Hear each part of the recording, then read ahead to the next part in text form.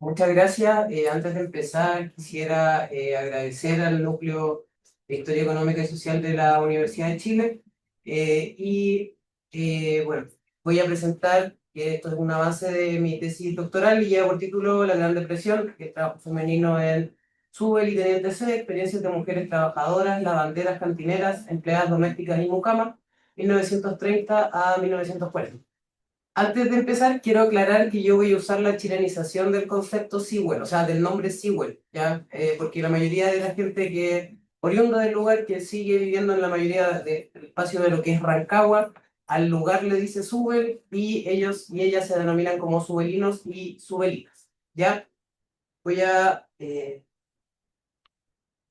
empezar acá con la presentación. Bien.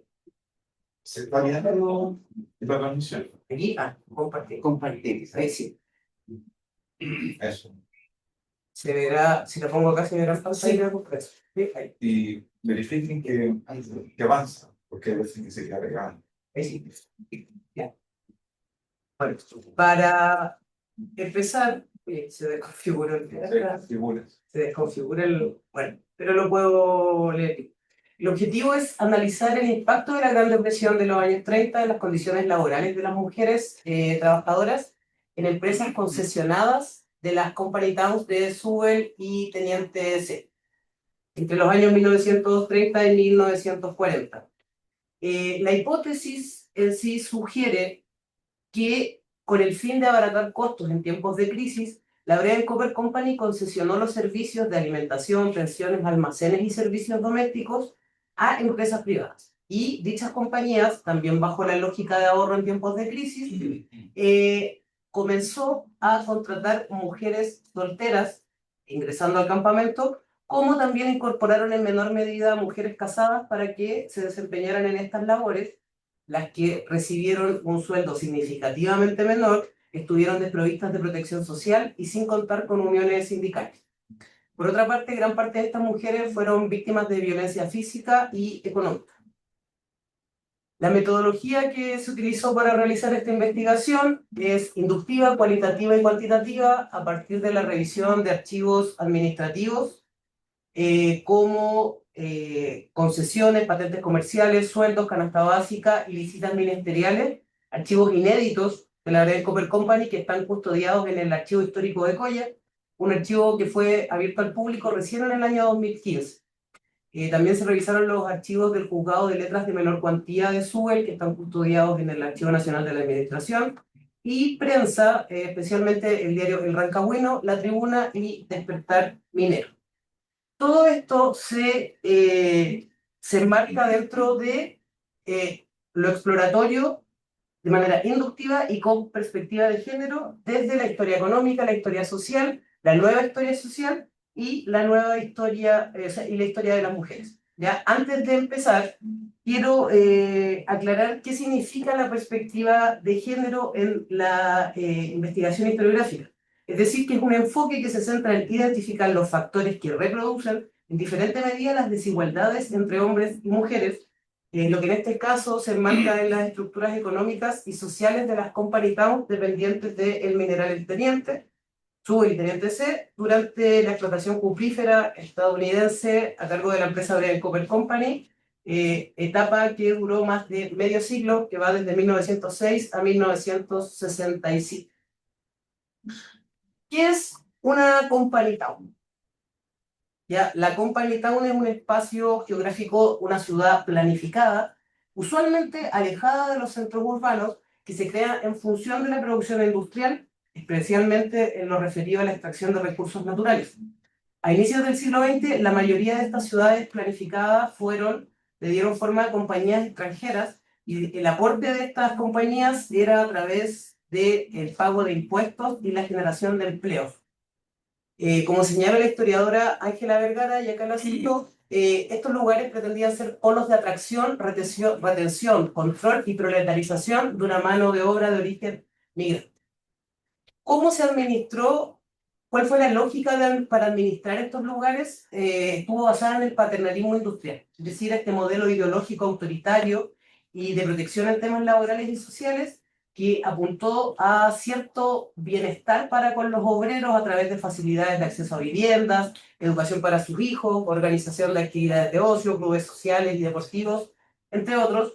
Y en estos espacios confluyen la vida social y la vida privada en un mismo espacio. Y de esta manera también lo que se intenta es afiatar un lazo entre los trabajadores y la empresa. Según historiadores e historiadoras que han tratado el tema de Sewell y Teniente C, como sería en profundidad María Celia Varos en su texto El Teniente, los hombres del mineral, tomo 1 de 1900 a 1945, que ya habla de manera bastante positiva respecto a esto. Cree que la familia minera es un ejemplo a seguir, que el paternalismo industrial fue lo mejor que pudo pasar dentro del proceso de proletarización.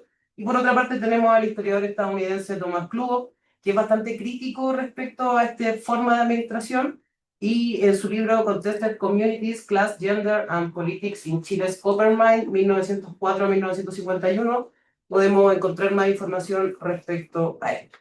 Siguiendo la idea del paternalismo industrial, este modelo se ve reforzado por el aislamiento social propio de las company towns del mineral El Teniente, porque Sewell y Teniente C estaban a más de 2100 metros sobre el nivel del mar, en el corazón de la cordillera de los Andes, de lo que hoy conocemos como la región de O'Higgins, que estaba a 60 kilómetros de Rancagua.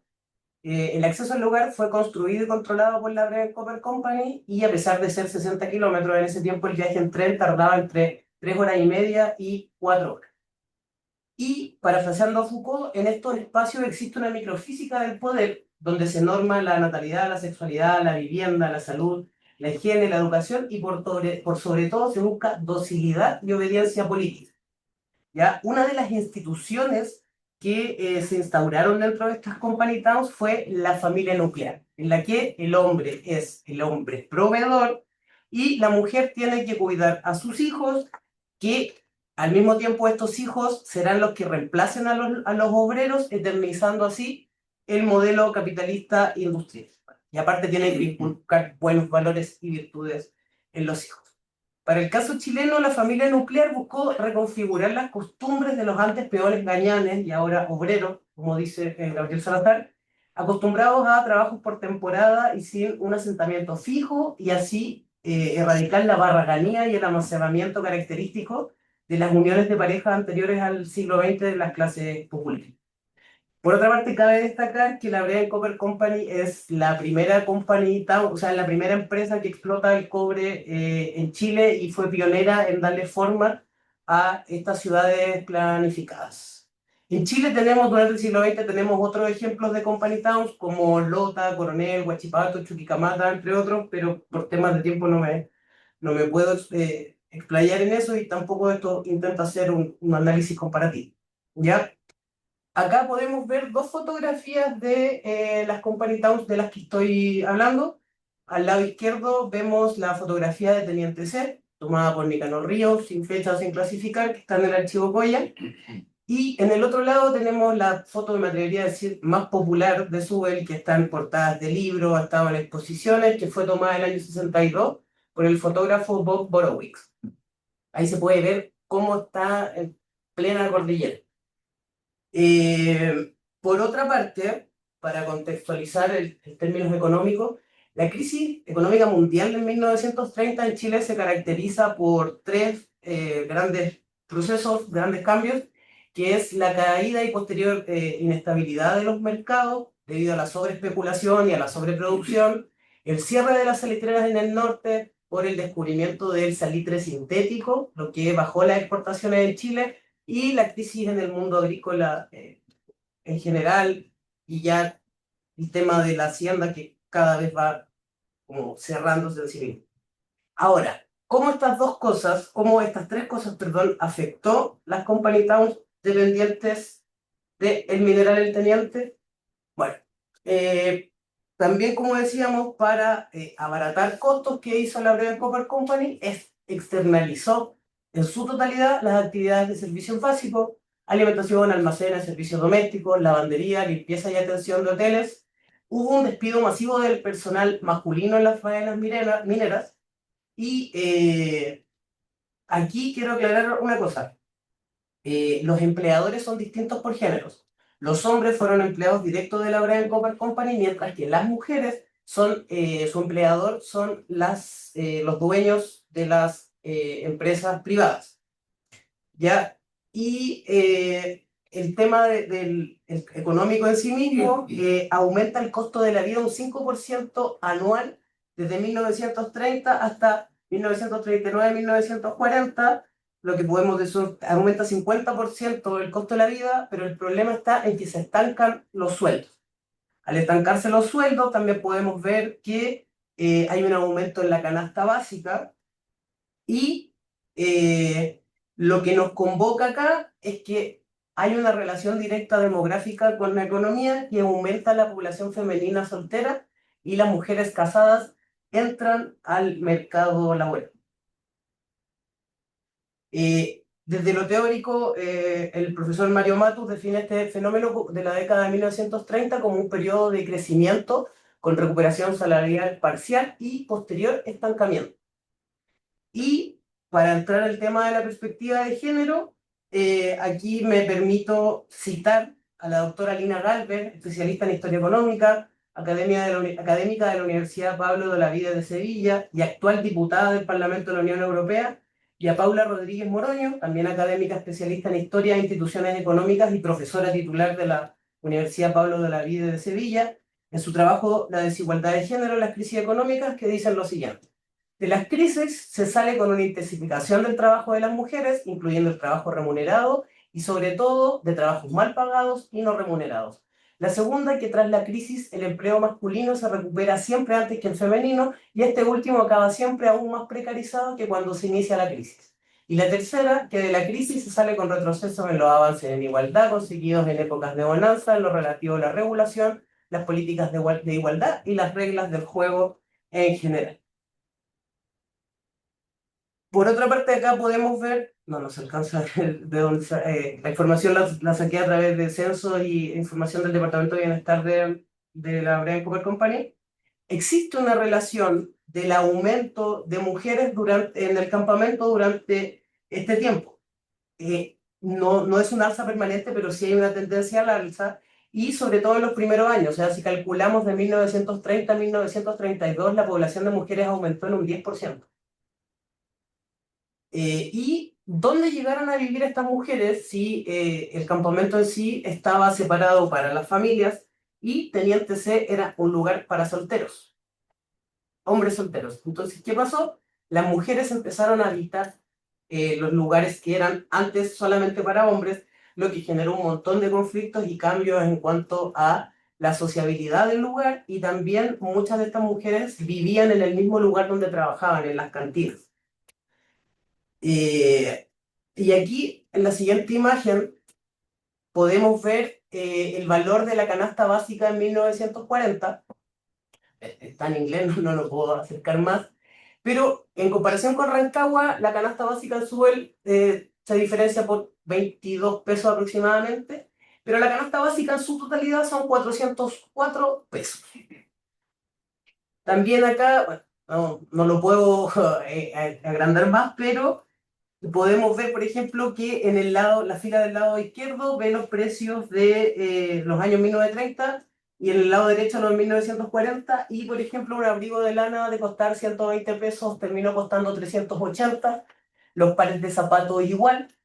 Y estos son informes que se mandan al ministerio por la fiscalización que empieza a ver de que la vida estaba siendo insostenible en esos lugares.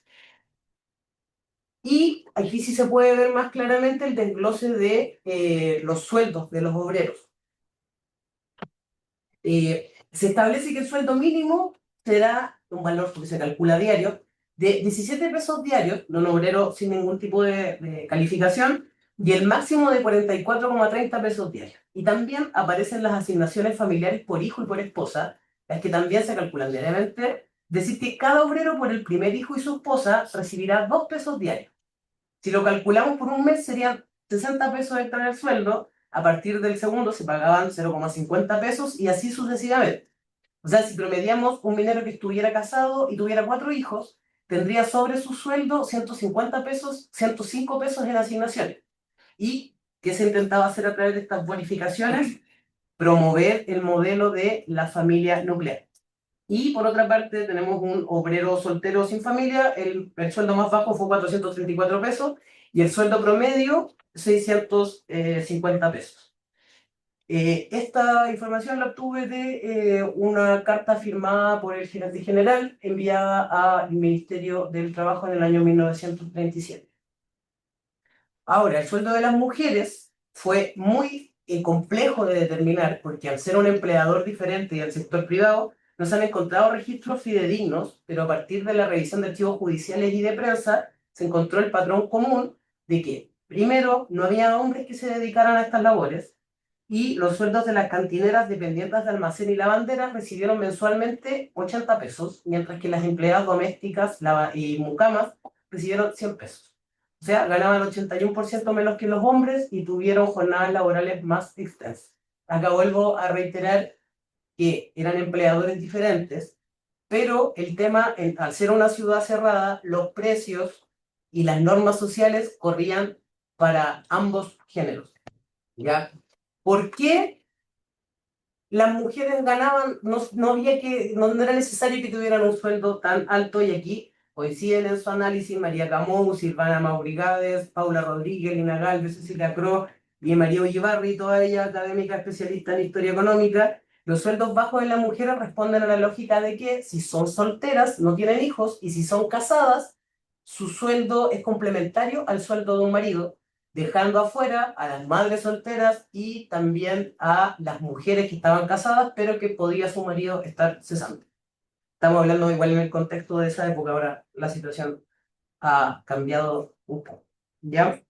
Hay diferencias entre las mujeres trabajadoras. No todas tuvieron el mismo tipo de trabajo. Por una parte, existe que la tendencia de que las mujeres casadas, en su mayoría fueron empleadas domésticas, mucamas, y tuvieron sueldos más altos, para 20 pesos más alto, pero era más alto, y trabajaban en espacios cerrados sin relación directa con los clientes, mientras que las mujeres solteras trabajaban como cantineras, dependientes de almacén, lavanderas, y con sueldos más bajos, trabajaban en espacios públicos. O sea, existe una relación directa con los clientes, y aquí destaco la cantina porque tenía una doble función.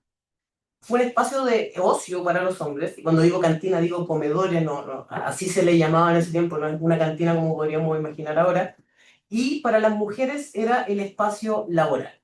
Y dentro de este lugar fue donde hay más registros de violencia hacia mujeres solteras, seguido por los lavaderos. Ahora, ¿cómo se hizo pública esta situación? Esto fue principalmente a partir de las denuncias sindicales de los obreros, lo que incitó al Estado a visitar y fiscalizar el lugar y que las condiciones laborales se cumplieran, tanto para el caso de las obreras como el de los mineros, según el Código del Trabajo del año 1931, y posteriormente, cuando asume el Frente Popular con los gobiernos radicales, hubo una mayor intervención estatal y fiscalización en las compañías, que es un tema político bastante interesante que pretendo abarcar en la totalidad de la tesis doctoral. Y acá vemos esta carta dirigida al gerente general de la Breve Copper Company, firmada por el ministro del Trabajo, don Bernardo Leighton, el 10 de agosto de 1937, que en el punto de abajo dice: el ministro pudo observar que las condiciones de trabajo de las obreras que atienden las pensiones o cantinas de Teniente C no son favorables, tanto por la prolongación excesiva de las jornadas, cuanto por las condiciones higiénicas de las habitaciones a ellas destinadas. Se hace necesario que la compañía disponga al otorgar las concesiones de una constante fiscalización en cuanto se refiere al exceso de trabajo de estas obreras y proporcionándoles habitaciones adecuadas. Acá también vemos la noticia que sale en el diario La Tribuna, un diario de la región del Biobío. O sea, aquí ya entendemos que esto es una situación que se da a conocer a nivel nacional. Y, como dice ahí, bajo todo punto de vista, vergonzosa e inicua es la explotación de los propietarios de numerosas pensiones que existen en el Teniente C, las que cometen con sus empleadas, las que corrientemente trabajan incesantemente hasta 18 horas diarias, con una remuneración miserable que no les permite proveerse de las más indispensables elementos de la vida. Esta situación ha adquirido en señaladas ocasiones caracteres de máxima gravedad, por cuanto muchas de estas proletarias tan vilmente explotadas han descendido hasta ejercer la prostitución a precio de subsistir. Por otro lado, tenemos la noticia que aparece en el diario El Despertar Minero, un diario obrero de Rancagua, que dice que ustedes, compatriotas nuestras, vilmente explotadas, que reciben una miseria de sueldo al mes, que no les alcanza ni para las más apremiosas necesidades, que no tienen libertad de las horas de descanso ni tener un momento de expansión, que son en muchos de los casos tratadas groseramente por algunos señores cantineros, que todavía piensan que las empleadas son esclavas, que no tienen ningún derecho a una vida mejor. Compañeras, vosotras tenéis, como todos los seres humanos, perfecto derecho a ser mejor tratadas y ganar un salario más equitativo. Tiempo ya, compañeras, que os unáis en vuestro sindicato legal. Sabemos que existe una mayoría considerable que desea organizarse para defenderse de tanta explotación de las que son víctimas. Y aquí empieza a llamar la atención que existe una contradicción en el discurso de los sindicatos obreros masculinos, porque ellos denuncian la violencia económica, pero no me puedo detener en las de más de 5.000 causas judiciales que vengo revisando hace años en el ARNAD, pero estos mismos obreros que predican que por favor pare la violencia económica son los mismos que ejercen violencia física sobre todo con las cantineras, ¿ya? Y aquí encontré el patrón común de que la mayoría de estos golpes eran en la cara y con las manos abiertas porque se catalogaban bajo el delito de lesiones cuando habían hematomas visibles, heridas, pero podríamos decir que eran golpes, como vemos acá en la cita, unos golpes que ellos dicen que no son tan fuertes, y eran para llamar la atención por un mal servicio recibido, como vemos acá, que José Muñoz se defiende, de hecho acá le pega, pero el delito queda como desorden. Dice, me detuvieron ayer en la tarde en una cantina de Teniente C porque pedí café y la empleada no quiso darme diciendo que para mí no había. Yo no le he insultado y solamente le pegué con la mano abierta en la cabeza sin lesionar. Por otro lado, vemos el caso acá que Rodolfo González lesionó a Lucrecia Vergara, donde ella declara que yo me demoré un poco, pues estaba atendiendo a otras personas, me insultó y me golpeó en la cara con ambas manos.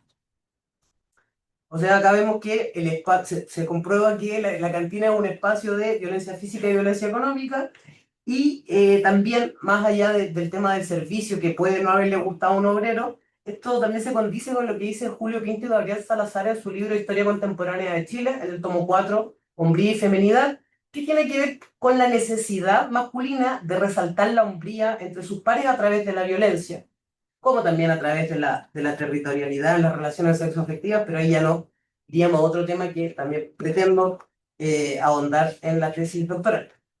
Pero también tenemos el tema de las mujeres casadas que trabajaban.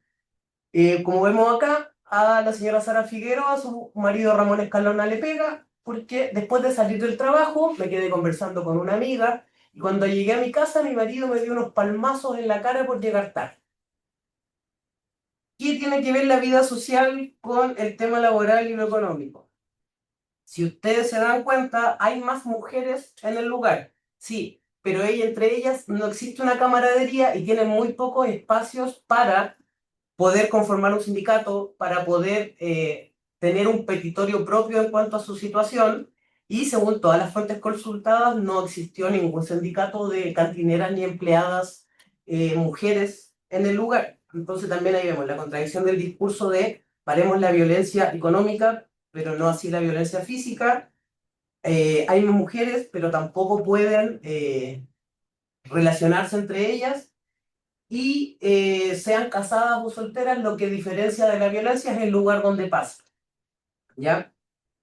Y a pesar de todas estas condiciones desfavorables que hemos podido ver, aún así había mujeres que la única forma que tenían de tener una vida mejor fuera de la ciudad era yendo al campamento. Acá es una noticia del diario Rancagüino donde dice: se ha puesto en conocimiento del juez de letras que la señora Cristina Jiménez Ruiz se marchó a Subel dejando abandonados en la calle Baquedano 2169 dos pequeños hijos. uno de 1 año y el otro de 4 años. Y para ir finalizando, este fenómeno del aumento de la población femenina en el mercado laboral durante el tiempo de crisis, podemos verla en Uruguay, en la ciudad de Fraideto, donde estaba la empresa Liebig, perdón, la empresa inglesa que se dedicó a la exportación de carne enlatada para abastecer a los soldados en la Primera Guerra Mundial y posteriormente en la Segunda. Ahí vemos a la mujer que está encargada de pegar las etiquetas. También lo vimos con las trabajadoras en las cañas de azúcar en Tucumán, en Argentina.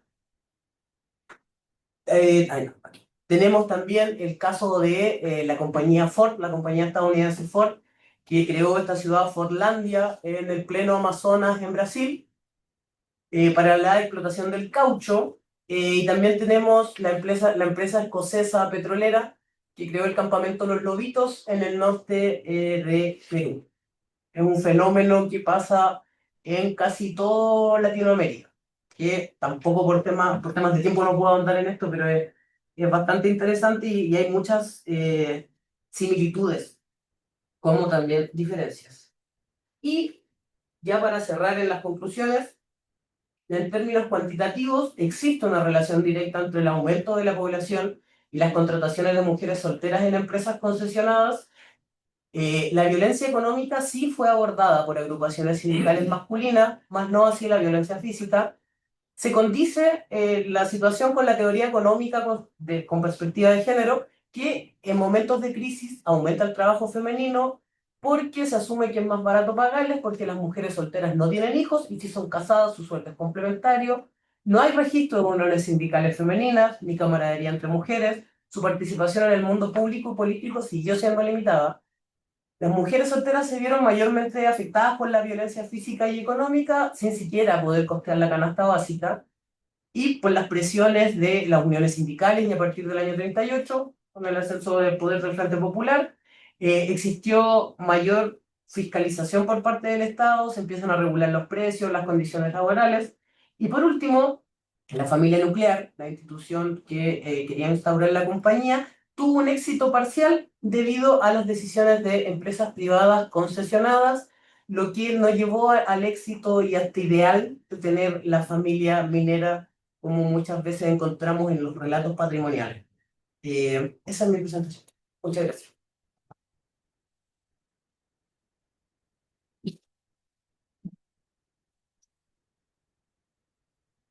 Muchas gracias, Salomé. ¿Les parece si nos tomamos unos 3 minutos para reconfigurar micrófonos, cámaras, todo? Bueno, aprovechen si quieren de servirse algo. Sí, eso nos queda. Qué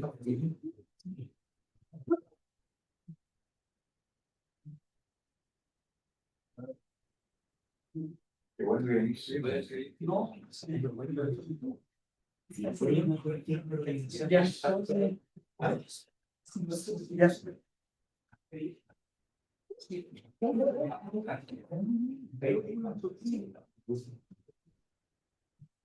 Qué bueno.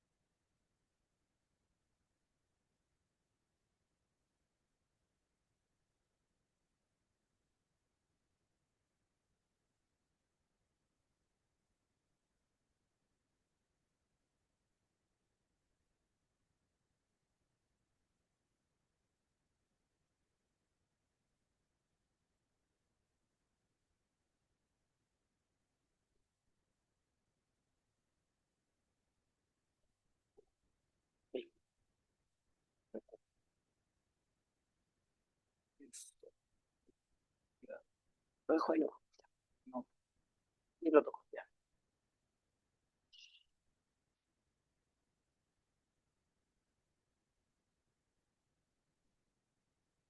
Sí, ahora sí. Andando los dos micrófonos. Exacto.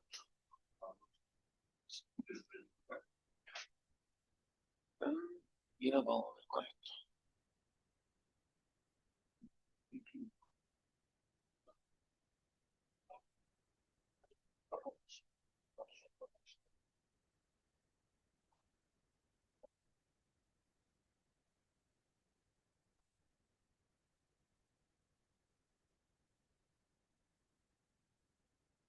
Ir jugando con el Sí, no, trípode. pero ponte ahí tú también para que aparezca. Nada para.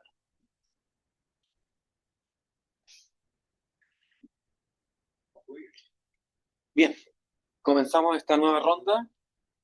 Esta ronda de comentarios, preguntas. ¿Les parece ir en rondas de a tres? Tres preguntas o comentarios. Luego tienes tiempo para responder. Y luego vamos con otra ronda y así vamos. ¿Mm? ¿Quién quisiera partir? Recuerden que las preguntas o comentarios, es importante que las hagan con estos micrófonos. Lo que ustedes hablen, sin estos micrófonos no se va a escuchar. Así que, solo para mencionar. ¿Mm? ¿Quién gustaría de partir? Hay tres acá que están muy dedicados al tema, digamos, Sergio y Alejandro, así que debería meterse. Tú eres Sergio. No, Diego. No, pero igual, se dedica al tema. Ahora, Sergio y Alejandro son los que deberían estar ahí. Bien, para animarlos, me gustaría partir. ¿No? tengo, tengo varios, ¿eh? Pero más que nada desde la curiosidad también. ¿Mm? Eh, a ver, para partir, sobre Sewell y Teniente C, más o menos en promedio, ¿cuántas mujeres trabajan en esta trayectoria de 10 años en, en cada uno? Y desde la curiosidad de la historia urbana, más o menos, ¿cuánto, qué tan grande es la composición de estas localidades? Si has logrado encontrar algunos documentos que hablen de, por ejemplo, la cantidad de viviendas o la infraestructura que puedan tener ambas company town. Eh, ¿Cuántos habitantes poseen en promedio eh, estas, eh, estas pequeñas ciudades? Y, y también, y si has podido encontrar alguna mujer que haya sido propietaria de alguna vivienda, de alguna de estas viviendas, o siempre la propiedad estuvo concentrada en trabajadores, o más bien, dado la naturaleza de las company town, la propiedad siempre estuvo controlada por la industria. Eh, por ese lado.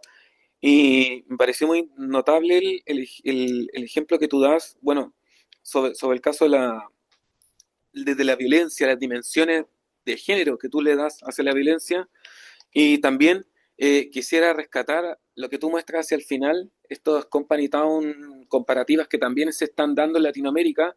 Me recuerda mucho lo que estudia Greg Grandin, este historiador estadounidense, que de hecho tiene un trabajo que se llama justamente Fortlandia. ¿M? Y, y durante la misma trayectoria también posee esta como especie de auge de esplendor, eh, pero que también, dada el contexto, se ve ampliamente afectado. Es una ciudad que rápidamente cae en desuso y termina siendo una ciudad semi-fantasma. Eh, es bien interesante ese caso. Eh, pero eso más que nada me gustaría como comentario y pregunta.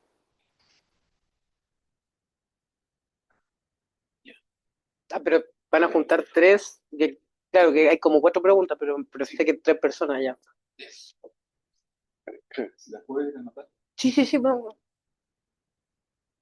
Bueno, tres cosas. La primera, quería preguntar si dentro del oficio de las mujeres había posibilidad de incrementos salariales escalando quizá en posiciones o por antigüedad. Si se observa que la brecha salarial nunca mejoró con el tiempo o si fue un tema de discusión en algún documento que se observe. Y si había rotación laboral de las mujeres o si estas duraban y permanecían en sus trabajos.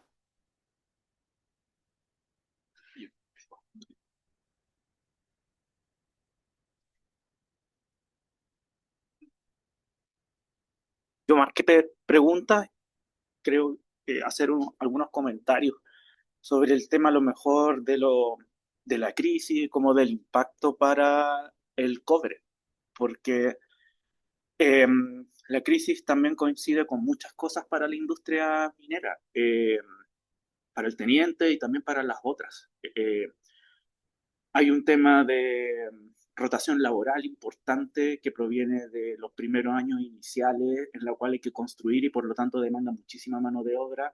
Después vienen procesos en los cuales se despide mucha mano de obra y se trae otro tipo de mano de obra que es fundamental para hacer andar este tipo de industria. Por lo tanto, los números que tú tienes, por ejemplo, de cantidad de trabajadores que vas a encontrar en los anuarios, obreros, empleados, etcétera, también varía mucho. Entonces, no siempre o todo se puede explicar a partir ya de algo como la crisis. Evidentemente tuvo impactos, pero tienen una altísima rotación laboral la industria del cobre, sobre todo el teniente también en el periodo que tú también estás estudiando. Entonces, igual yo creo que hay que como ir matizando. Sin duda, yo creo que todo lo que tú nos presentaste es súper interesante y estoy como de acuerdo. Se avalan todas las otras evidencias que tú tienes, pero creo que falta como algunas cositas como de precisión en el análisis como de lo económico que es propio de la industria del cobre, por mencionar algo.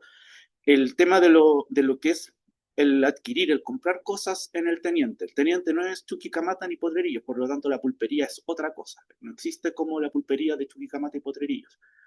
Cuando se intentó instalar en los primeros años, aparecen las primeras huelgas justamente por eso. El sistema se tuvo que cambiar y hay una tema de las concesiones. Vas a tener concesiones, tienes tiendas privadas, los precios son de tiendas privadas, los precios son de las concesiones. Las concesiones tienen que tener algún límite de máximo de precios. No pueden vender como quieren y puedes tomar los precios de Stella Cyber, por ejemplo, y de otros autores como para ir viendo, porque en el fondo fueron los trabajadores los que en las primeras huelgas pidieron el que salieran las pulperías bajo el sistema tradicional, podríamos decir. Y efectivamente cuando viene la crisis, yo creo que ya estaban funcionando algunas concesiones sobre eso, por lo tanto igual hay que comparar bien el tema de los precios. Los salarios caen, pero ojo, también mostraste asignaciones. ¿Las asignaciones están dentro de los salarios que tú estás mostrando o no están? ¿no? Son aparte, por eso dije Por que lo- son sobre el fondo. Por eso es importante mencionarlos, pues considerarlos, hay que sumarlos para ver, porque efectivamente lo que cae es normalmente el salario base y son tantas las asignaciones que hay. También a favor, por ejemplo, que justamente la cantidad de asignaciones que hay para trabajar dentro de la empresa terminan siendo al final la clave de los salarios, entonces eso también potencia mucho tu análisis. O sea, estar dentro de acá al final te recompensa no por temas de productividad, ya, no por temas podríamos decir, vinculados a la función laboral que haces dentro de la cadena de producción del cobre, sino que lo que están haciendo de alguna otra manera es como ir moldeando algún tipo de mano de obra según sus propios como intereses, entre ellos está ese, por la familia minera, etcétera. Entonces, ahí es importante considerar cuál es el peso de las asignaciones. Si al final las asignaciones en Chuquicamata terminan siendo como el 50% y en El Salvador terminan siendo como un 60%. Entonces, al final, el salario base directo que le llega en moneda al trabajador va a mostrar una cosa que puede ir para abajo, un monto para arriba, pero si no incluye eso, estamos hablando sobre podríamos decir, evidencia sumamente parcial. Yo creo que eso, y considerar, por ejemplo, en 1936 consiguen la escala móvil. Son los primeros trabajadores chilenos que tienen la capacidad de indexar sus salarios automáticamente. Los del cobre, ojo. Entonces eso te sirve como referente también de comparación siempre, o sea, estar dentro. Los del teniente. No, solamente mineros obreros e industriales tienen escala móvil y no tienen que hacer ninguna huelga para conseguir indexación con el IPC. O sea, sus huelgas vienen por otras cosas después, vienen por otros elementos. Y además hay que sumarle que estos mismos trabajadores no tienen que pagar vivienda, no tienen que pagar todas estas cosas. Entonces ellos sí, claro, están en una posición ahí y sirven mucho para comparar. Y lo último, eh, revistas como Bradem, que trabajan como temas también, el Teniente, Bradem, social, como claro, pues van perfilando una imagen de la mujer esposa del minero, que omiten todo lo demás de las mujeres que están en las concesiones o en pensiones en otro tipo de tienda que puede ser como privada, pues, pero claro, ahí hay muchísimo para comparar, solo yo rescataría como que, que ese trabajo de la Braden claramente en esos años está como súper perfilado para moldear también una mano de obra tanto en el Teniente y después la Anaconda ¿ya? Y la Chilex en Chucky y en Potrerillos. Pues tiene una cuestión, pero hay números importantes también, pues hay que incorporar desde el punto de vista de los empleados, de la rotación laboral y números tenemos muchos para el cobre y para el Teniente desde la población, desde la mano de obra, etcétera, que pueden servir y ser útiles un poquito para tenerlo, por último, como proxy.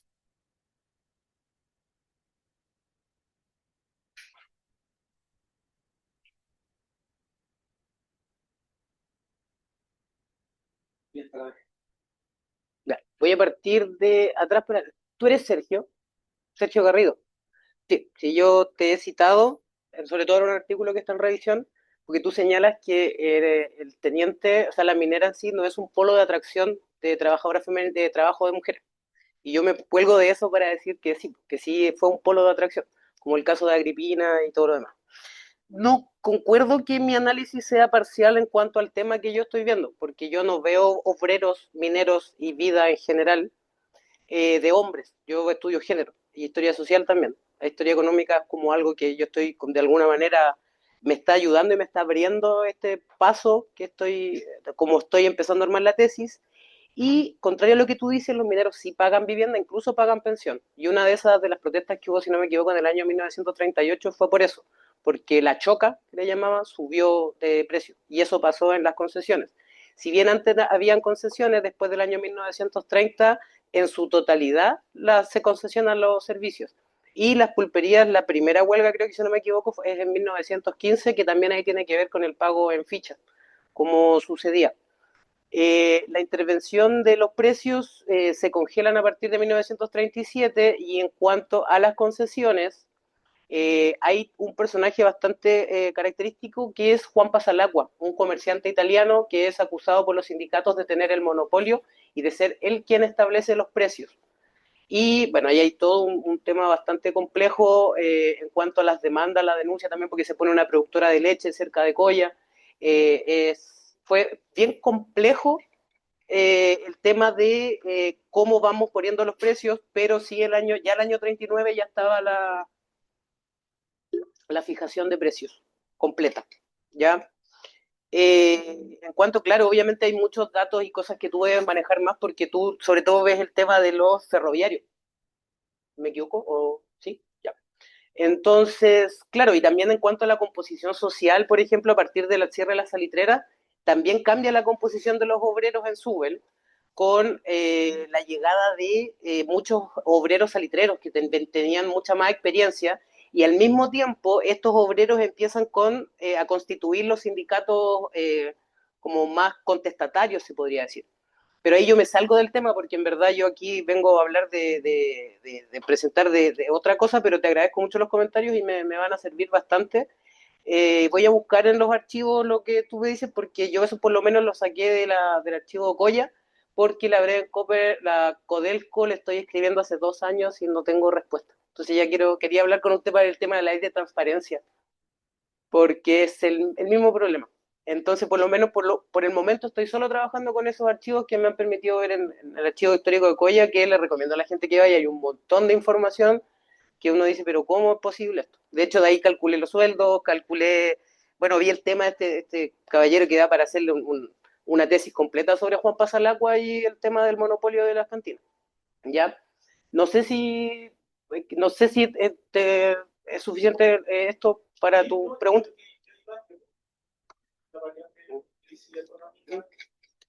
Tampoco puede llegar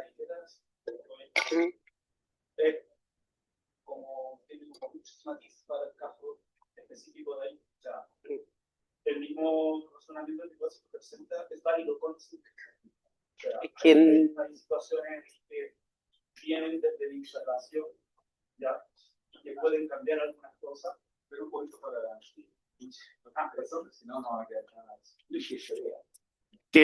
No, lo que planteaba era que como que la crisis es el factor que hace el tema, yo creo que igual a lo mejor da para mucho. No, claro, pero yo lo que estoy mostrando, esto no es mi tesis final, es un avance de la tesis, y lo que estoy hablando acá que tiene que ver, que ahí sí se condice, creo yo, con la hipótesis de que en periodos de crisis aumenta el trabajo femenino. Solo eso. Yo no quiero abarcar la totalidad de eso porque tampoco es mi tema. Yo de alguna manera incluso estudio más lo que es la empresa privada en Codelco que la Brain Cooper en sí misma. Porque no he leído algo que dicen que había mujeres obreras, mujeres mineras, pero yo por lo menos no he encontrado documentación más allá de, no sé, si ubica a Guillermo Drago, gente que escribe desde la emotividad y desde la experiencia, que más que desde la historiografía en sí. Y como tú me preguntabas de la mejora, según las fuentes, sobre todo periodísticas, cuando me he puesto a ver los reclamos, por ejemplo, de los años 34, siguen siendo los mismos del año 41. Así que no te podría responder diciendo sí es así o no, no es así, porque según lo que he revisado, la situación sigue siendo la misma. Y en cuanto a mejorar la situación, una de las formas en que de alguna manera podía mejorar su situación era a través del matrimonio. Una forma de mejor subsistencia económica para las mujeres en ese momento, o era el tráfico de alcohol, que eso también es un tema que voy a tratar aparte, y el tráfico de alcohol, incluso como dato anecdótico, en Subel, como era más difícil llevar el alcohol, hacían chicha en las tinas de las casas. Y quienes vendían la chicha eran familias, era el esposo con la señora y vendían este licor, porque incluso eso de la ley seca duró hasta el año 39 solamente, porque después la misma Brewer Cover Company y el señor Pasalacqua empezaron a vender cerveza a los trabajadores. Porque dentro de los temas sindicales, como decía Sergio, que claro, el tema del sueldo ya se iba regulando de alguna manera, las protestas eran queremos cerveza. Y la venta de cerveza fue legal y el señor Pasalacqua era el encargado del estanco y de la venta de cerveza. Entonces, no sabría, me atrevería a decir que no hubo alguna mejora en sí misma. Lo que sí hay un quiebre en el año 1945 con la tragedia del humo, que es la tragedia minera subterránea más grande que ha habido, en que ahí sí las condiciones cambian completamente. El tema de las viudas, también las mujeres viudas, es un tema bastante interesante. Y también he encontrado casos de mujeres viudas que piden permiso porque como no hay propiedad privada ya. Ahí voy a entrar, eso es lo que me dice Oscar, la propiedad privada en las company towns no existe. Entonces, si tú, mujer, quedabas viuda, te tenías que ir con todos tus hijos y hasta mitad de los años 30 tampoco había como un seguro, como una pensión de viudez. Esto cambia en 1945 e incluso en Rancagua hasta el día de hoy existe la población Las Viudas, que ¿cuándo fue la última? Hace como 3 años se murió la última, no más, como 6 años se murió la última viuda que quedaba. Entonces, las formas de mejorar, lo que sí puedo decir es que, por ejemplo, si tú te casabas y el dueño y tu marido tenía una cantina, tú la regentabas. Tú eras la jefa del lugar, pero la única forma, incluso en ese caso, era contrayendo matrimonio. Y como me preguntó Oscar, no, ahí no había propiedad privada. Tú no podías comprarte una casa en Suben. Incluso los jefes y las visitas norteamericanas y de otros países se quedaban en hoteles. Por eso había tantas mucamas también, porque la idea nadie tenía propiedad privada ahí.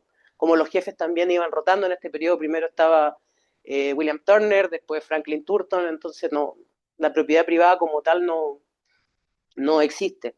Mira, en el esplendor de Subel fueron 15.000 habitantes en ese lugar. En los tiempos, pero eso fue, si no me equivoco, entre los años 40. En el periodo que vi yo, en el momento, la cantidad de mujeres como más grande que existió fue entre 2.800 a 3.000, que fue el año 32, donde hay mayor cantidad de mujeres. O sea, si promediamos, si el 40% son 2.800, 3.000, no menos, soy mala para las matemáticas, no sé cuánto sería en hombres, pero no, en 15.000 en total en el mejor momento, en 3.000 en el año 1932, no, era el 40% eran las mujeres y eran en números 22.800. Claro. Eso sería como la cantidad. Hay hacinamiento, el número de viviendas es difícil de ver porque, por ejemplo, Teniente C después, la Brian Copper lo toma como parte de la compañía, pero Teniente C fue de autoconstrucción, porque cuando recién empezó la explotación, ellos daban trabajo, pero no daban casa, no daban alimento y vivían en la parte más alta del cerro. Entonces, esos lugares, de hecho, si podemos ver en la foto, se ve que son casas de madera que se hacían con restos de la mina, con restos de material de la mina. Acá sí se... Era de autoconstrucción. Cuando se empezó a hacer Teniente C, que es un lugar que tampoco tiene mucho estudio, porque ahí estaba la prostitución, vivían las mujeres mezcladas con los hombres, solteros, la mayoría de los delitos suceden ahí. Y dentro también de todos los estudios que se hacen sobre las company towns, Teniente C no, y he revisado harto, no aparece mucho. Se toma como que es parte de Subel, pero en verdad es como una conurbación, eso no lo hizo la compañía. Son como 15 kilómetros, no, perdón, son como 5 kilómetros dentro del mismo lugar. De hecho, la entrada a la mina está en Teniente C. Y uno de los alegatos en los años 40 es el cierre de Teniente C por todas las nevazones y los aluviones que mataron gente, y la mayoría que mataban eran mujeres, porque pasaban cuando el hombre estaba en la mina, las mujeres y los niños eran los que morían. Que eso también es, no sé si es bien interesante, pero no me entró todo en la presentación. Y en cuanto a la planificación urbana, como tú puedes ver, es autoconstrucción. ¿Cuántas viviendas habían? No te sabría decir, pero sí hay claramente hacinamiento, sobre todo en esta zona. En Subel teníamos la parte A, B, C, D, creo que hasta las casas, habían 4 tipos de viviendas, la vivienda A, la B, la C y la D. Y después, cuando ya empieza esto a ponerse peligroso, los jefes los bajan a Coya, que ahí está la conocida Casa 1, que es el tercer palacio presidencial, que para el Día de los Patrimonios se abre.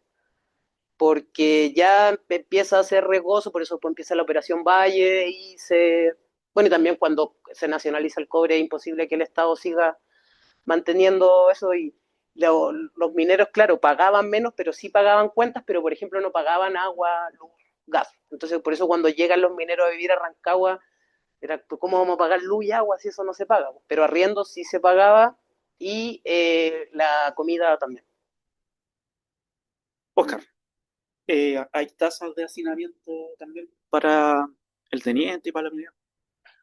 Sí, sí, hay tasas de hacinamiento, lo que yo no las tengo, pero sí. Lo puedes hacer como por pieza y porque están como la cantidad de personas que viven ahí.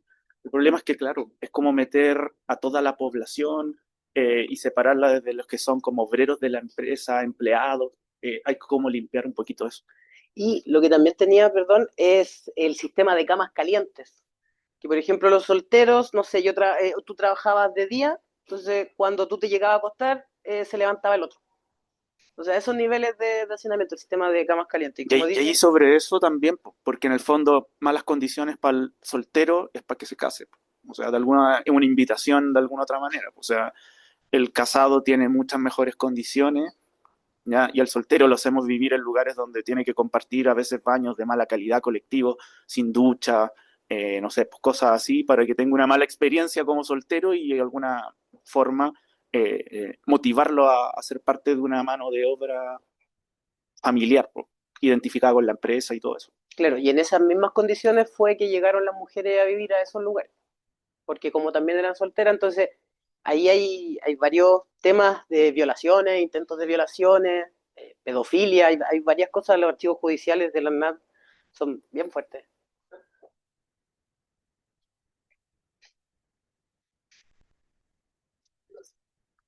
¿Puedo pasar a una segunda ronda? Sí, sí, sí, sí. Bueno, primero que nada, agradecerte, Salomé, porque la perspectiva que tú nos entregas con esta fuente y con esta información es muy enriquecedora con respecto a la que teníamos.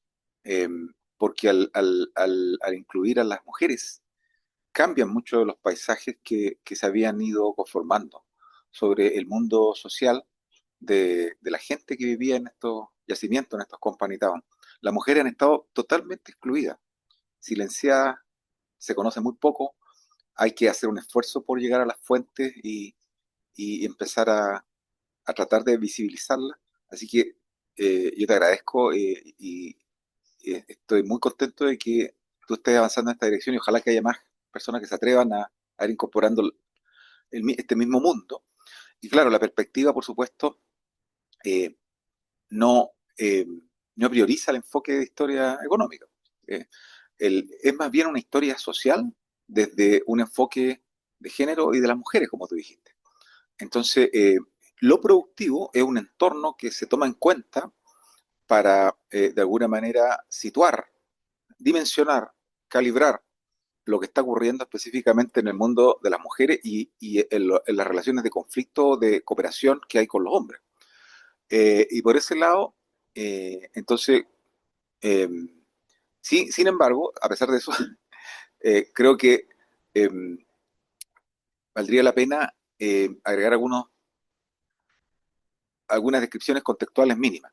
Y es, por ejemplo, que a pesar de, a pesar de lo que tú estás diciendo es brutal, toda esta información que estás entregando, pero así todo, nunca debemos olvidar que el mundo de la minería del cobre a lo largo de la década de los 30 fue un mundo privilegiado en relación a lo que estaba ocurriendo en otros lugares. Pensemos que las tasas de desempleo deben haber rondado el 30% y quizás más. No tenemos datos de desempleo. Pensemos en las decenas de miles de familias que tuvieron que abandonar definitivamente las oficinas salitreras y que conformaron realmente bolsones de pobreza gigantescos, no solo en Santiago, sino que en el marco de la República Socialista fue un marco de mucha gente viviendo en pésimas condiciones, con ollas comunes, es decir, el desempleo campeaba. Luego tenemos que, otro dato económico, o sea, el dato de desempleo es importantísimo, porque los salarios se derivan de ahí.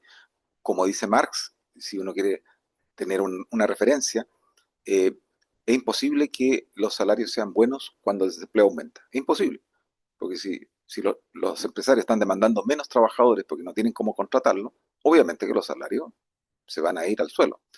Eh, y eso además está, como tú bien dices, a eso hay que agregarle el tema de la inflación.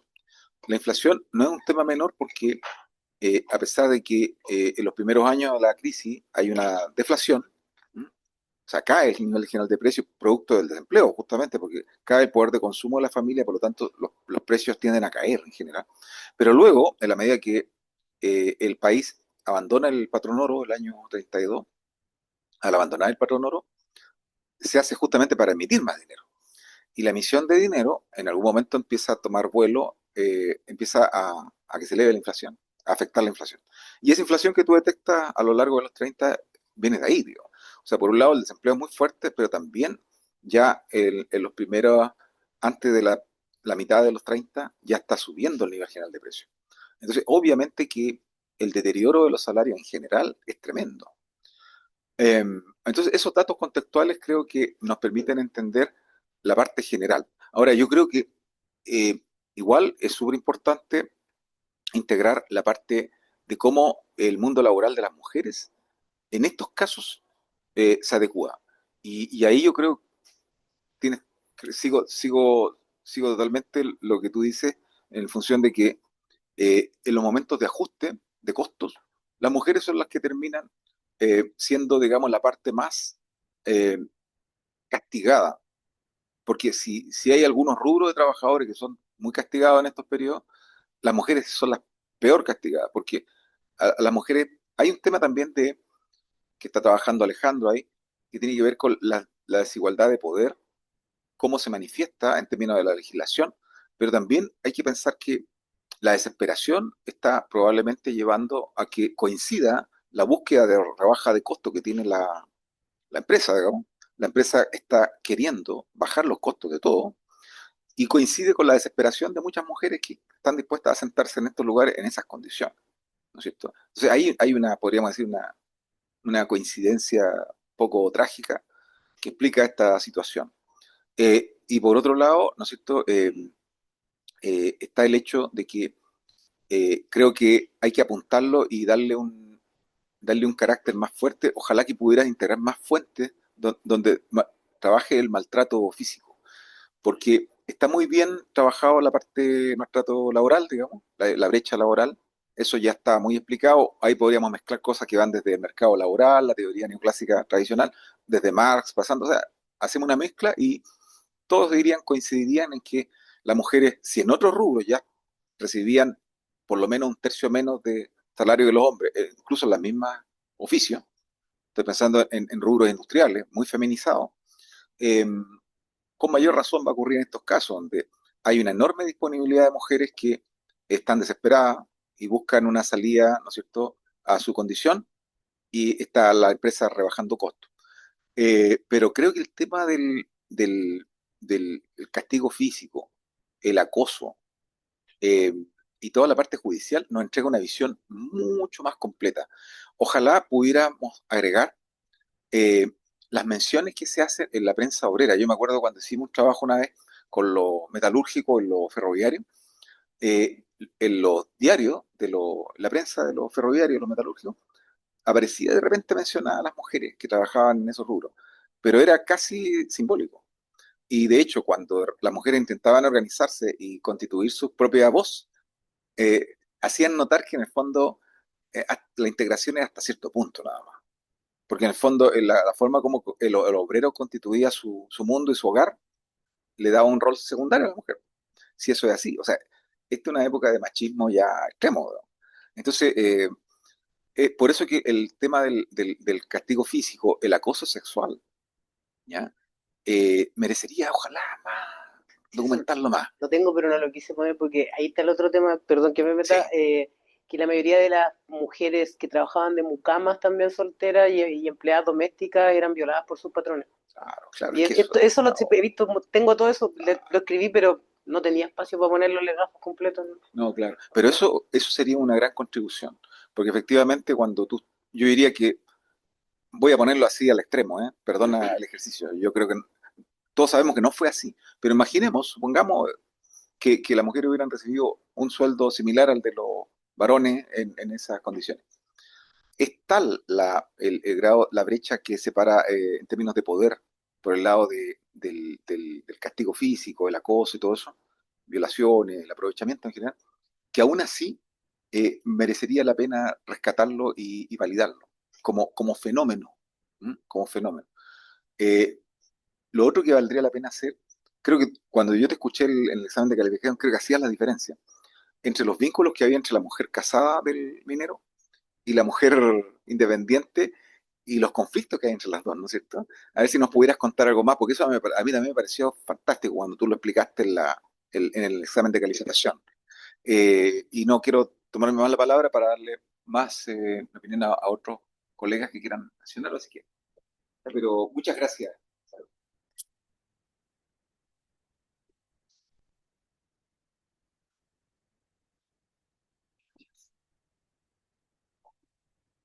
Bueno, hola, buenas. Mi nombre es Andrés, soy de Trabajo Social y me gustaría preguntar respecto a la gama de profesionales que realizaban la labor de fiscalización hacia estos espacios, ya sea para poder evidenciar las conductas de violencia económica y violencia física sobre todo. ¿Por qué esta pregunta?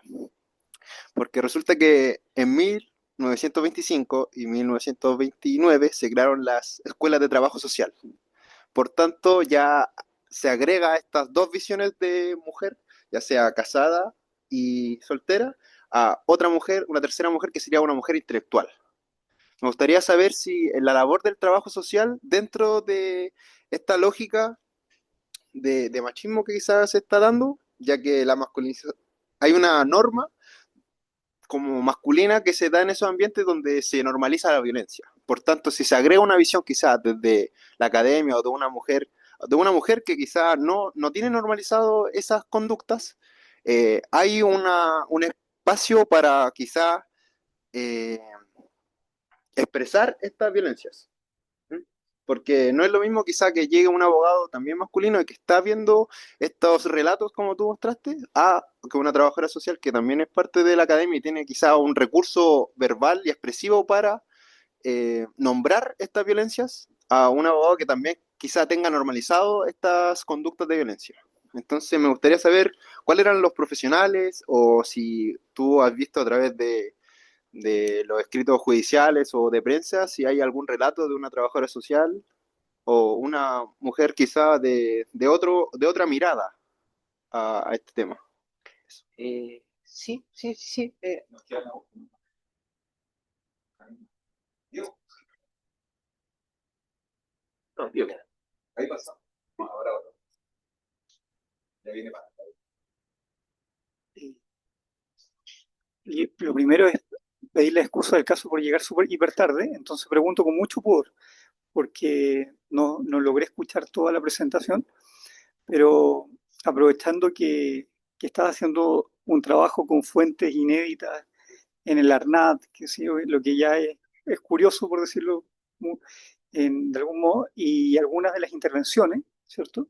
Preguntarte a modo de simple comentario, dado el tema que estáis trabajando, que es mujeres en minería, digamos, en un company town, que un poco se maneja, es preguntarte, quizás ya lo hiciste al inicio, pero preguntarte una suerte de comentario sobre la famosa hipótesis Klubok, que aplica para lo que estás trabajando tú, y ver si es que a propósito de esta revisión en profundidad de fuentes primarias, eh, se desacopla un poco la hipótesis. ¿Qué dice esa hipótesis más o menos, digamos, en sencillo? Como yo la leo por lo menos, es que hacia fines de la década del 30, eh, inicio de la década del 40, por cierto, se crea una suerte de alianza entre eh, los hombres que están trabajando en la mina y la empresa que los trata de promover, los consolida a través de estas unidades familiares, para que en el fondo tengan ellos un poder dentro de la casa, para que la mujer quede recluida de la dimensión económica del trabajo asalariado, y por tanto como que se le concede algo. Ellos vendrían a ser algo así como trabajadores más dóciles, esta es parte de la hipótesis, ¿cierto? Trabajadores un poco más dóciles, dispuestos a hacer transacciones, en establecer relaciones de conciliación, tener un marco de acuerdo y de negociación con la compañía, en circunstancias que la misma compañía, entre comillas, le está ofreciendo un espacio de micropoder, ¿cierto? Que es el espacio doméstico. O sea, preguntando, a propósito de lo que te alcancé a escuchar y de los comentarios que surgen acá, digamos, preguntarte sobre la validez, digamos, considerando que tú estás logrando demostrar que hay trabajos y hay oficios de mujeres que permanentemente acompañan el trabajo eh, minero dentro de Sewell. Entonces, preguntarte ahí cómo lees esa hipótesis después de 30 años casi desde que fue publicada, por lo menos, la tesis doctoral. ¿De Club? ¿Sí? O 20, Del 98. el artículo del 95. Sí, pero la tesis del contexto del COVID. ¿De quién? Ah,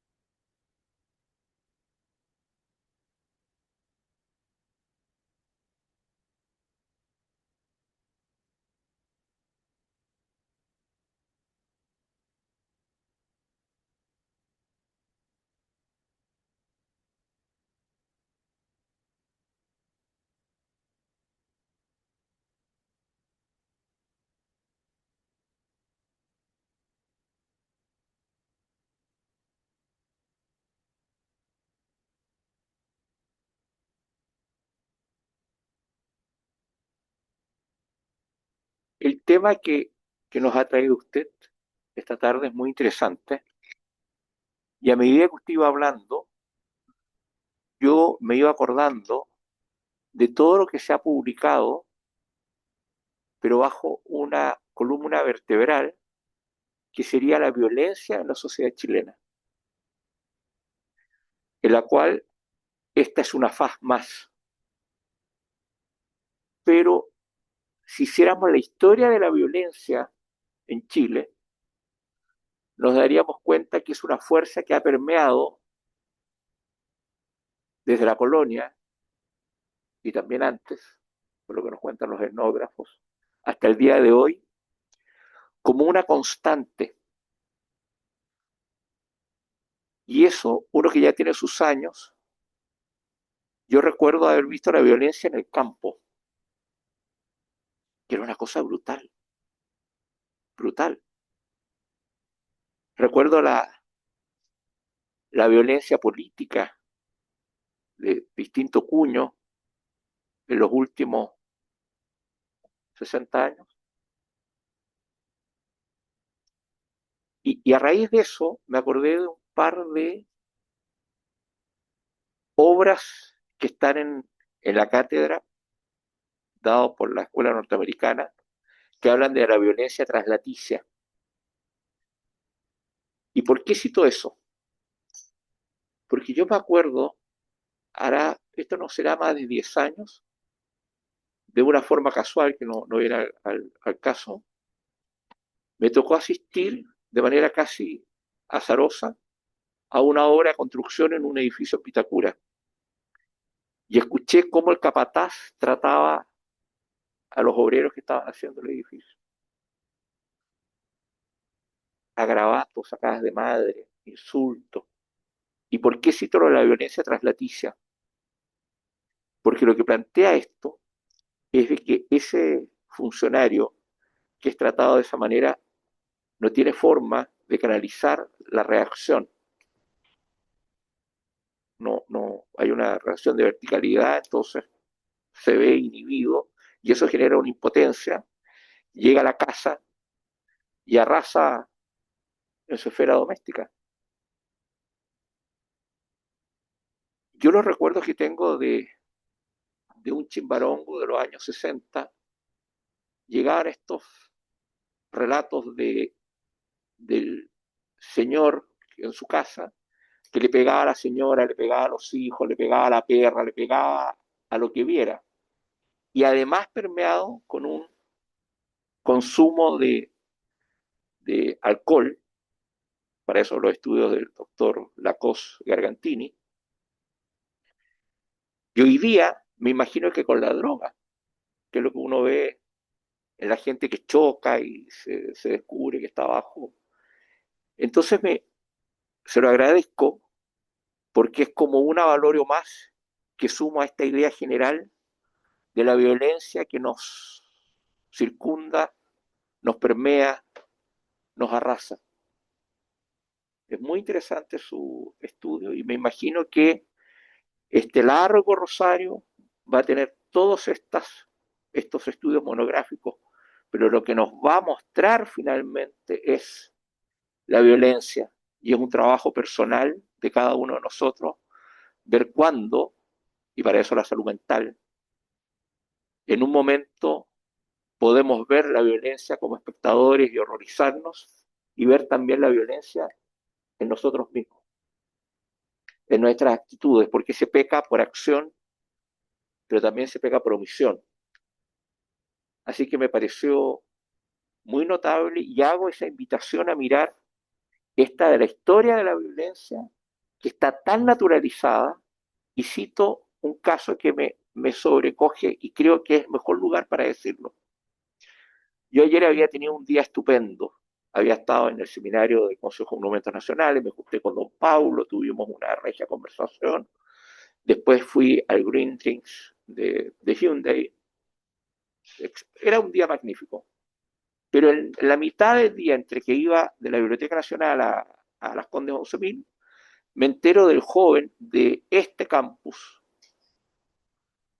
que la familia, después de haberlo buscado 2 meses y haber escarbado toda posibilidad, el servicio médico legal le informa que desde que el joven cometió suicidio, estuvo 2 meses en la bandeja del servicio médico legal.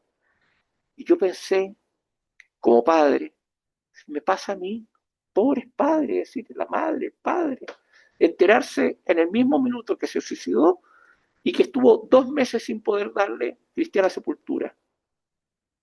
Y para mí eso también es violento. De la acción del Estado contra los padres de un alumno de este campus. Entonces, no todo lo que pueda parecer como la acción del golpe, del insulto, también está la microviolencia, como en ese hecho. Yo no me atreví por un tema de creencia de cada cual a pedir un minuto de silencio por el alma de este joven, pero lo expongo de que se une algo tan propio, es decir, alguien que estaba en el patio. La violencia es uno de los grandes moldeadores de la sociedad chilena y hay que entenderlo así, dado por las relaciones de verticalidad de distinto tipo. Así que se lo agradezco grandemente.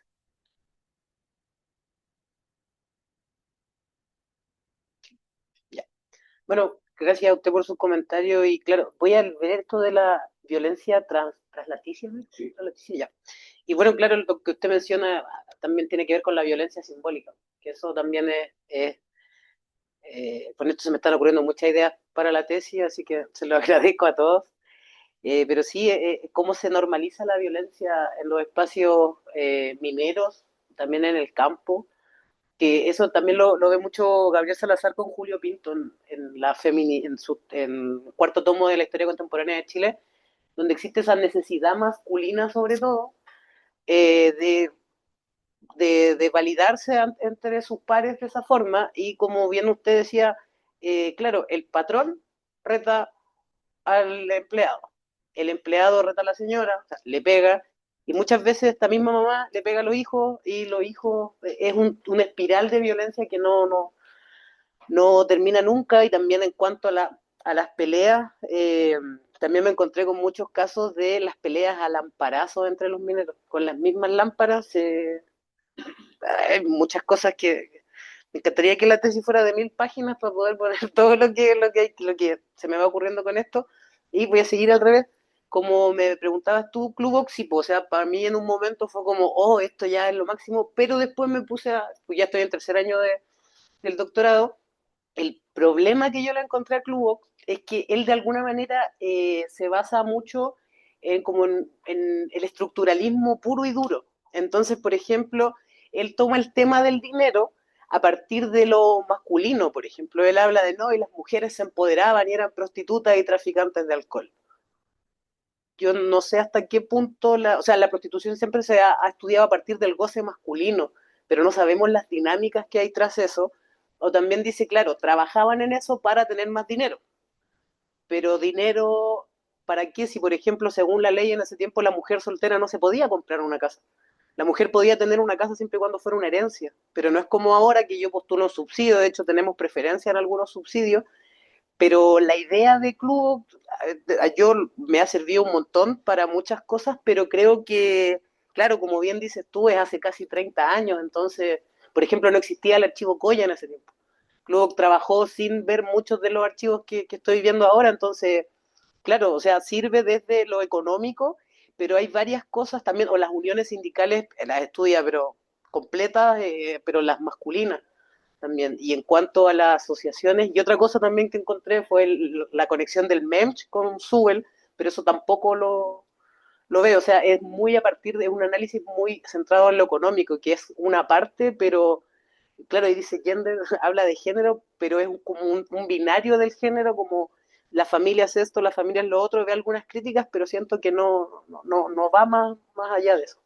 Lo que sí es muy crítico y a mí me sirvió bastante es la crítica al paternalismo industrial, que eso sí lo trabaja súper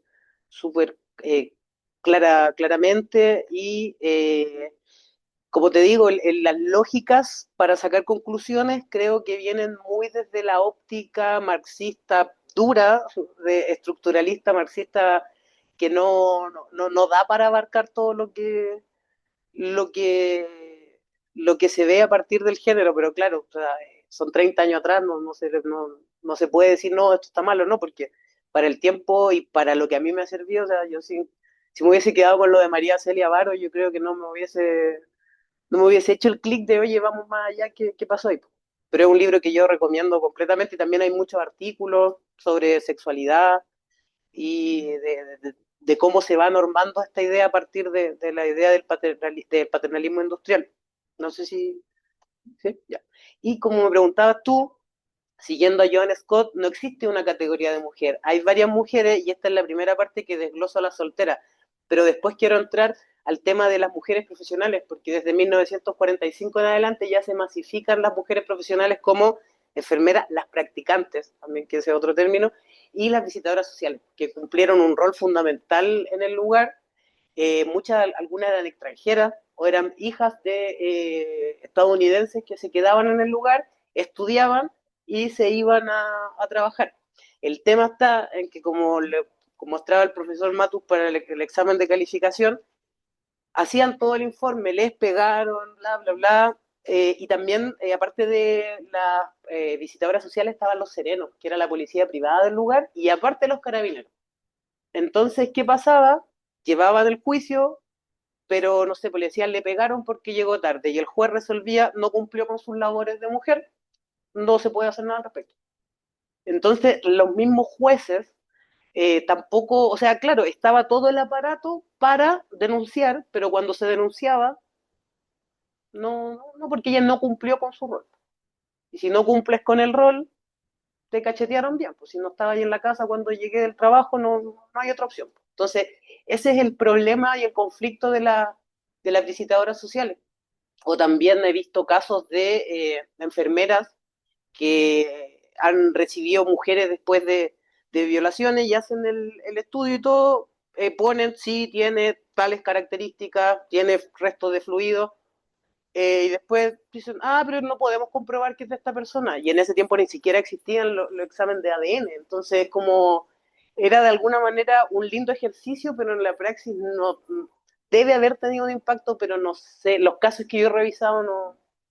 Claro, yo quisiera interrumpirte ahí un poquito, Sí. Salomé, porque tienes toda la razón, porque cuando se instituyó, recuerdan ustedes, la figura penal del maltrato intrafamiliar, eh, se experimentó una, una subida así impresionante. Entonces cualquiera diría, es que nunca hubo en Chile antes. No, lo que pasa es que nunca se denunció, ni siquiera se escribió, porque no existía esa figura. O sea, bien cacheteada, no hay maltrato. Entonces, si a alguien se le ocurría escribirlo, quedaba como una cosa exótica. Pero ¿por qué me está diciendo esto si está bien la cachetada? Perdona, Salomé. No, está bien, sí, es eso, como que, claro, o sea, estaba todo el tema y, claro, o sea, como me decía el profesor Matu, hay un montón de legajos con todas las causas que, claro, o sea, ahora tengo un archivo en revisión, porque o sea, un artículo en revisión, mandé una parte el año pasado acá, pero no me fue bien, y ahora estoy esperando en otra universidad, y si no, que ahora ya tiene más forma, quiero presentarlo acá. Hay un montón de lugares, o sea, un montón más allá de los lugares, que los lugares que se repiten son el lavadero el lavadero y la cantina. Muchas veces hubo violaciones por deuda, como, sí, es verdad, la violé, pero es que ella me debía 30 pesos. Yo me imagino que en este mundo el agarrón debe ser lo más común. O sea, de hecho, yo creo que nadie lo menciona. No, pues que y si uno tenía, no sé, tenía un pololo, y si él la veía hablando con otro hombre, se agarraban a balazo entre ellos mismos. Porque incluso, aquí hasta lo más que me llamó la atención, los ingresos de armas blancas y pistola bueno, revólver, aumenta a medida que van aumentando los años. Entonces, cuando hablo que cambia la sociabilidad, me refiero a eso, porque esa camaradería respecto al hombre minero, el sindicato, también se ve interrumpida por estas mujeres que están como la caja Pandora, que están cargadas de cosas malas, que hacen mal al hombre y lo sacan de su camino.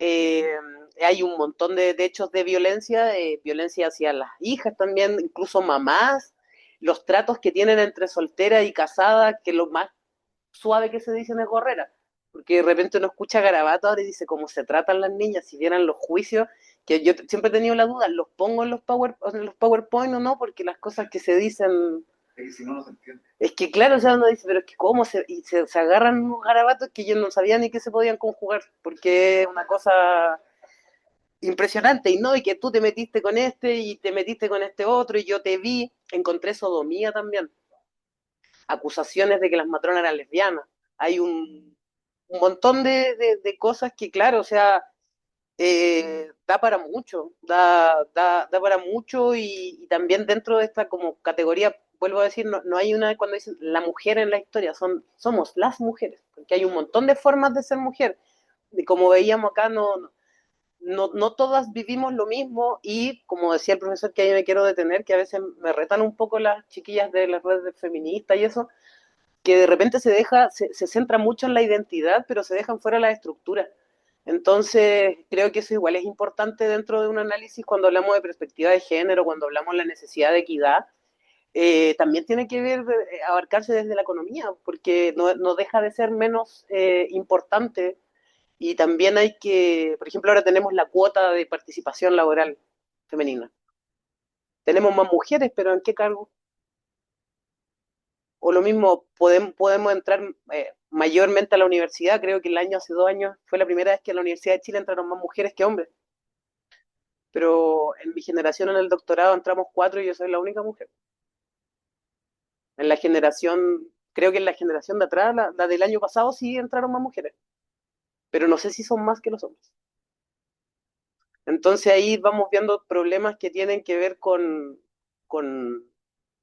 claro, sí, hagamos esto, pero si vemos las lógicas de poder se siguen basando en lo mismo por temas de dedicarse al cuidado, de haber sido mamá, de varios temas que dan para mucho, pero claro, en este tiempo no me puedo poner a juzgar según lo de ahora, lo que pasó en los años 30, 40, pero sí, le agradezco mucho sus comentarios, sus preguntas, voy a seguir indagando. Por ejemplo, claro, por el contexto de violencia,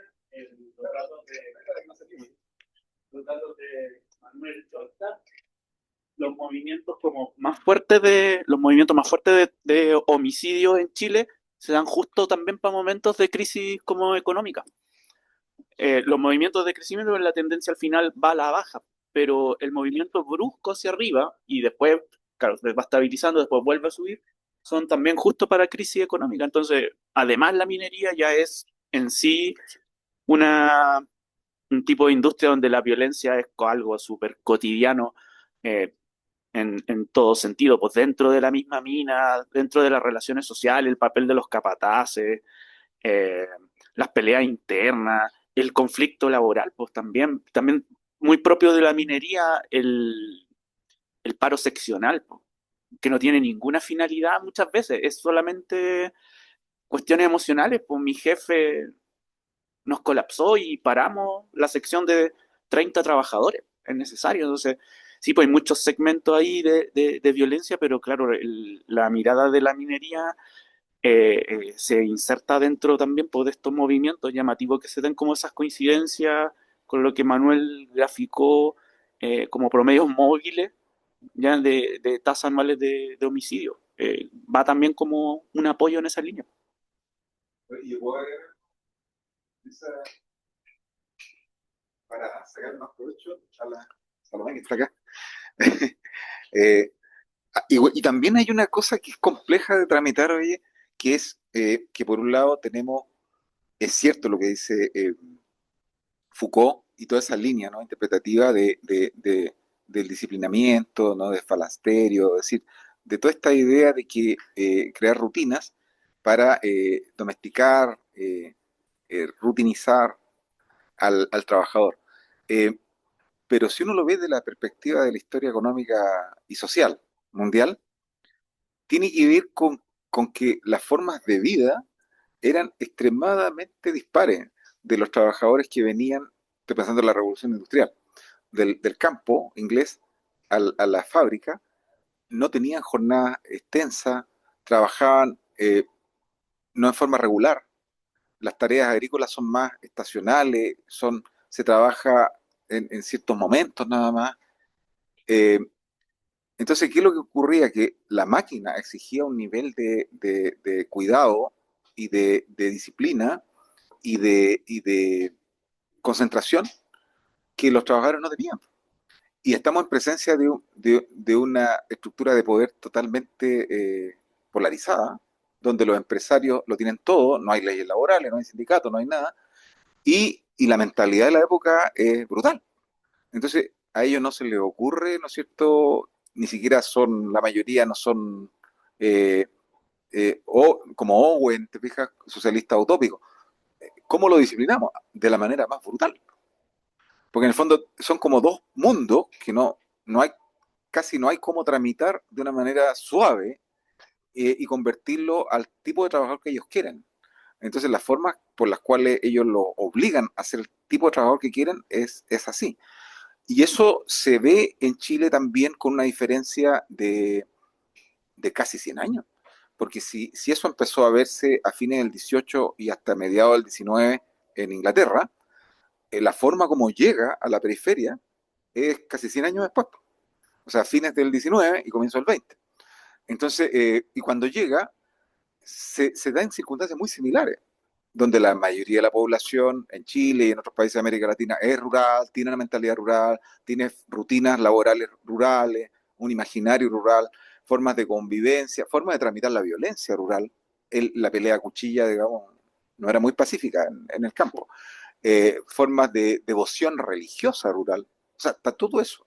Entonces, ¿cómo tú conviertes a ese ser que es rural desde el pelo hasta la última uña, cómo lo conviertes en un trabajador minero con rasgos industriales, con una rutina, con una disciplina, y al mismo tiempo, cómo encaja la mujer en eso? Entonces, la mujer es un complemento, ¿te fijas?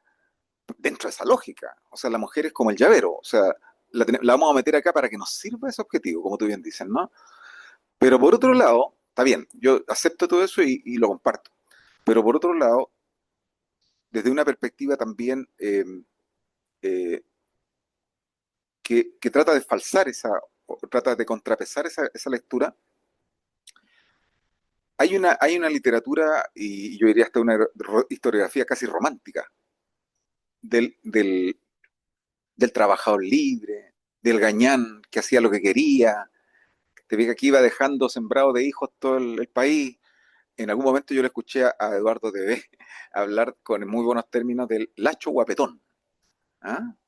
Imagínate, o sea, de eso estamos hablando. Fines del siglo XIX, lacho guapetón, un personaje estereotipado, presente en toda la literatura y muy apreciado. Y más de la mitad de los niños que nacen en Chile son guachos. Entonces, eh, es cierto que la familia nuclear era funcional. No lo vamos a negar, no voy a ser yo el que lo niegue.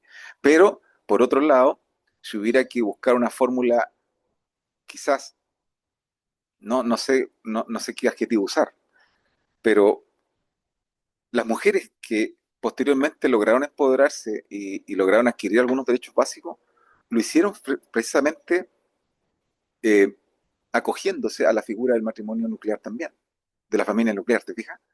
Porque en el fondo, una mujer que se acoge a la idea de la familia nuclear también sale beneficiada, o sea, en alguna medida. No tiene que soportar grados de discrecionalidad tan elevados. Mira, que el maltrato va a seguir, pero por lo menos alguna fórmula tendré para, ¿me entiende? Para decir, hasta aquí aguanto yo, digamos. ¿Te fijas? Entonces, en el fondo, lo que quiero decir es que con toda la carga negativa que tiene la familia nuclear, que era funcional a la empresa, y lo mismo que el paternalismo, después se van a convertir en reivindicaciones laborales permanentes a lo largo del siglo XX, en gran medida. Y lo vamos a ver no solo en Lota, sino que lo vamos a ver en Penco, lo vamos a ver en un montón de lugares.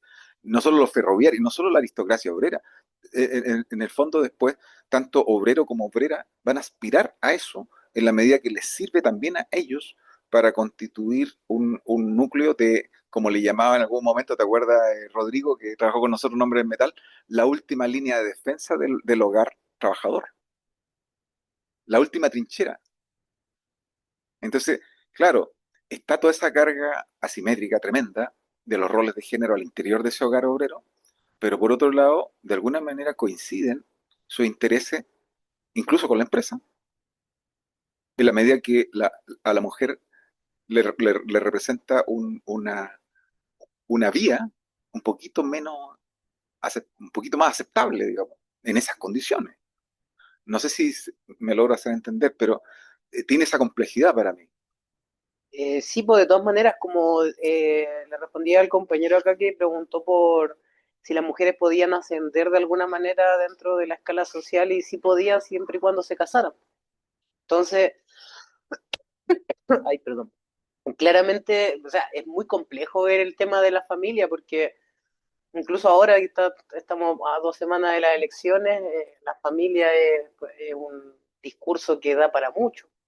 Tenemos la defensa de la familia tradicional, después la más familia homoparental, muchos tipos de familia, pero en cuanto al tema obrero, sí, como bien habla Sonia Montesino, también Gabriel Salazar, Julio Pinto, anterior al siglo XX, la barraganía y el amancebamiento eran lo típico, o sea, el hacho guapetón, un montón de cosas que de alguna manera la mujer igual era independiente porque el hombre vagaba, pero la mujer era la que tenía su chingana. Entonces el hombre volvía ahí po, y es imposible decir si la mujer estaba de acuerdo con eso o no, porque al final los mismos niños eran los que animaban la chingana, era todo un tema bastante complejo, pero claro, era funcional para ellos y como bien decía usted, la situación en el resto del país era muy mala, como vemos el caso de Agripina Jiménez, que ella abandonó a sus hijos, quizás los dejó a cargo de alguien para ir a Ushuaia a buscar plata para ayudarlo, entonces, claro, yo lo veo desde una crítica no como destructiva, como esto está muy mal, sino que me refiero a que se hace en función de la productividad y dentro de este esquema sí el marido se vio beneficiado de alguna forma, pero claro, o sea, lo curioso es que después se defiende a la familia minera, pues, o sea, esto que se criticó termina siendo algo que la gente defiende.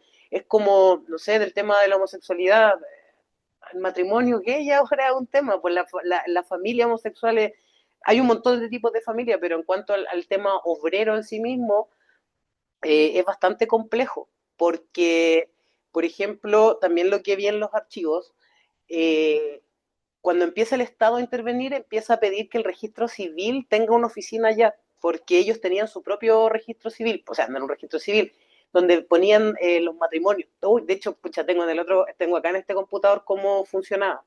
Hijo de quién es, cuándo se casó. Entonces también hubo en un momento, no me acuerdo, fue como a principios de los años 20, en que se les daba prioridad a los hombres casados. Y si no estaban casados, tenían que llegar con una mujer y casarse ahí bajándose el tren. Pero eso no tenía validez para el registro civil chileno. Entonces ahí también, o incluso el tema de los accidentes, porque mucho hoy se ahogó en el río, se cayó del caballo. Entonces también ahí empiezan a pedir explicaciones de ¿y quién hace la autopsia? ¿Y quién dice esto? Entonces ahí también hay un tema institucional del matrimonio como institución más allá de religiosa, porque ahí entramos al otro tema.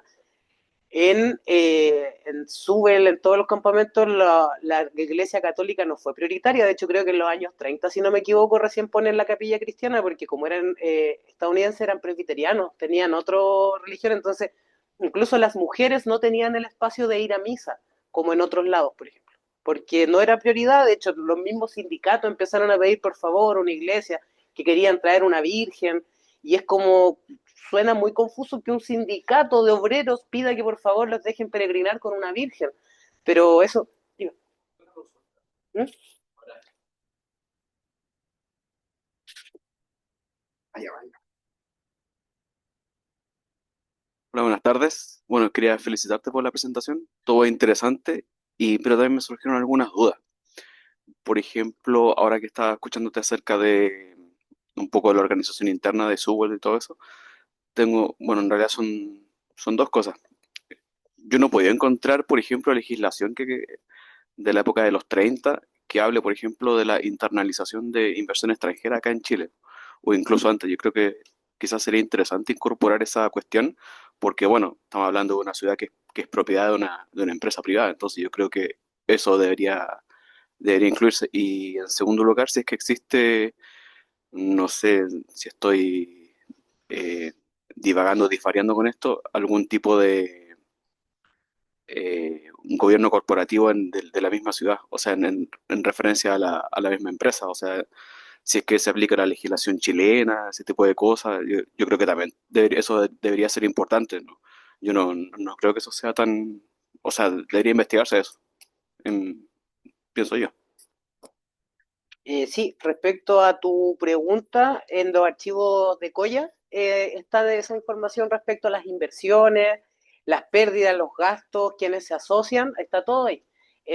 Según el catastro, el problema es que ahí hay lagunas de información y ahí encontré un patrón común que de los años 40 a los 50 se pierde un montón de información. Y de hecho, gracias a eso me di cuenta que el regimiento, el ex regimiento de Rancagua, lo pagó la Breven Copper Company para el tiempo de las manifestaciones obreras que estaba ahí en, ay, ¿cómo se llama esa calle? Membrillar, que estaba en Membrillar, ahí por un tema estratégico, sí, hay un montón de ayudas y información confidencial que ahí puedes encontrar, que de los años 40, desde que asumen los gobiernos radicales, empieza a haber una intervención política, hay un montón de información que de ahí si andas buscando algo lo puedes encontrar, y también los archivos de la Intendencia de O'Higgins. Ah, no, sí, no, estaba respondiendo lo primero que me dijiste sobre el tema de las inversiones. Y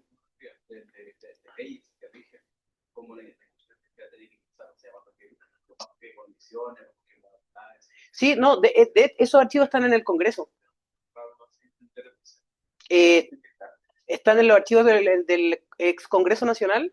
Ahí están toda la información respecto a las leyes. De hecho, también acá hay partes de discursos del partido, bueno, radical sobre todo, el Partido Socialista tenían eso. Y en cuanto a la legislación en sí, Subel pertenecía a la Municipalidad de Machalí, que Machalí pertenecía a la provincia de Cachipual, que pertenecen a la región de, la provincia de O'Higgins en ese tiempo, no había región. Y ahí está el tema de que en los años 30 empieza a haber una intervención estatal, o sea, más que intervención, una fiscalización, porque ellos tenían su propio juzgado, el juzgado de letras, el juzgado de policía local, de letras de menor cuantía, el propio registro civil, los archivos médicos, que la mayoría de los archivos médicos estaban en inglés. Claro, pero, por ejemplo, incluso si tú entrabas al campamento sin permiso, te podían detener por vagancia. Era un delito la vagancia, pero a partir del año 1938 deja de ser delito, porque dicen es un predio que está a cargo de una empresa, pero no es propiedad privada de la empresa. El tema está en, había gente, los guachucheros, que pasaban con mula y caballos metiendo alcohol por la cordillera, pero ahí está el tema de la propiedad privada en Subel, porque ni siquiera los obreros ni los jefes podían tenerlo, lo administraba privados, no era un espacio estatal, entonces para alguien que se especializa en ese tema da para harto, pero eso referente a los debates parlamentarios, eso, qué bueno que me dijiste porque me hace falta de ahí.